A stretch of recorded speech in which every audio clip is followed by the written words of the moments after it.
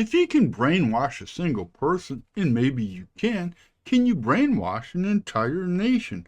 No one likes to think their thoughts might be influenced by government, cults, religions, or advertising executives. But getting you to do what you're told is a science, and I'm going to talk about that science. So stay tuned, because there's a lot of things you're going to learn, and maybe some things about yourself.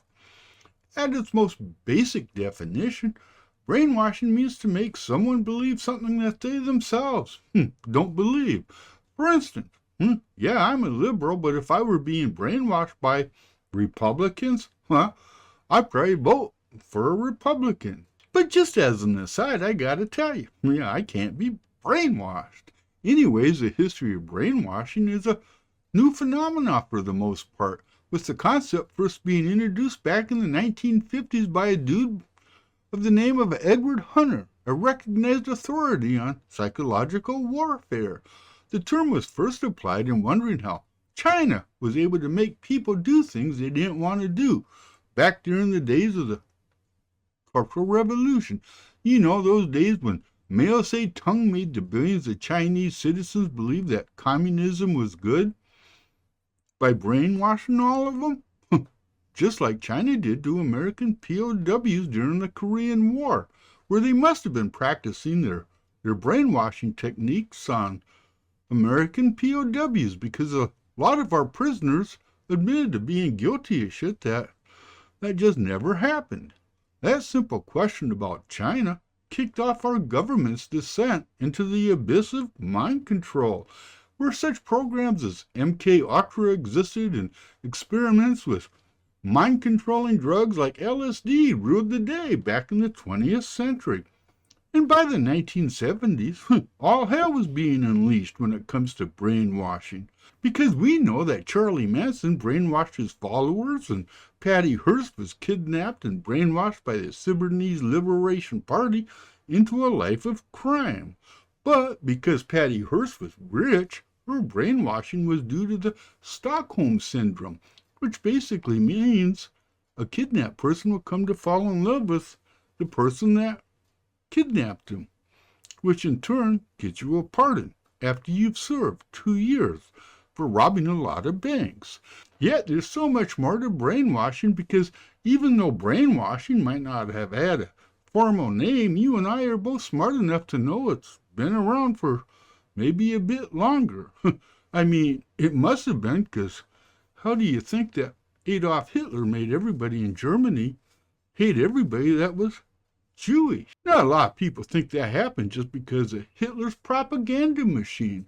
But the thing is, experts will tell you, propaganda is not brainwashing. That's because brainwashing requires a person to be isolated. And of course, the best known example of this is The Manchurian Candidate, an old movie about some prisoner of war that was brainwashed by the Chinese to kill our president. And it is a movie worth watching, by the way.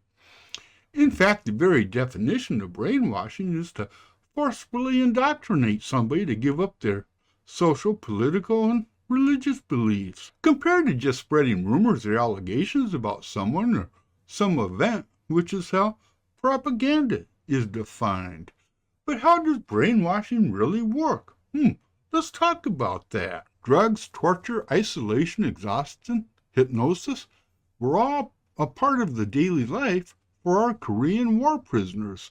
So if you're wondering why that after the war ended, a couple of dozen American POWs didn't want to come home, or how it is that during the war several prisoners admitted to participating in germ warfare, even though that just never didn't happen, well, we have to step back here, because there's a lot of factors that play into the answers.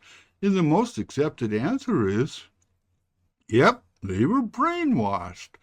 Truth is, there's an awful lot of literature out there regarding the POWs of the Korean War in their brainwashing. And our government, by way of our military, CIA, and other agencies, learned an awful lot about brainwashing back then. And while true that propaganda and brainwashing are not the same thing, they both work well together, unlike Republicans and Democrats. So well, in fact, that big business combines both to sell you shit. Kind of like what Jim Jones and a bunch of other cults have done through the years. And yeah, I didn't mention religion because I just didn't want to piss you or anybody else off. So, returning to our original question, can a nation be brainwashed?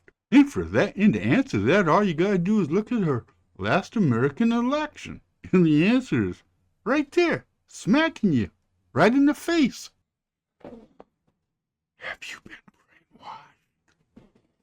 brainwashed? Yeah, okay. I don't know. You know, I sometimes wonder about how we do things in this country, how we market shit to people. I mean, there has been a lot of research into how to influence people. And if you think that research is not being utilized in marketing or in politics, well, you live in a better world than I do. I mean, you see it everywhere.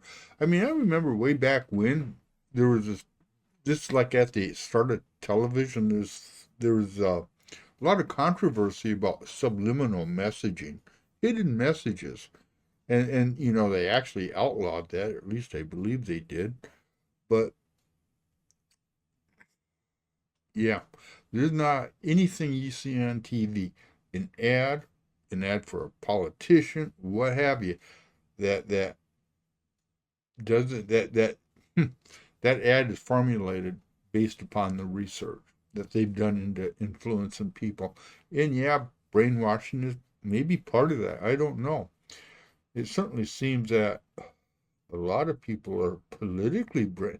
I'm not going to go there because, you know, I'd rather just do a shot of tequila than think about some of the shit that people think because I don't think that way. And that doesn't mean they're wrong. It just means I don't think that way. And with that, I'll do a shot of tequila and think about something else. Yeah, okay. I've been brainwashed. Oh, goddamn liberals brainwashed me. Took my brain out and washed it, scrubbed it clean. Out of here.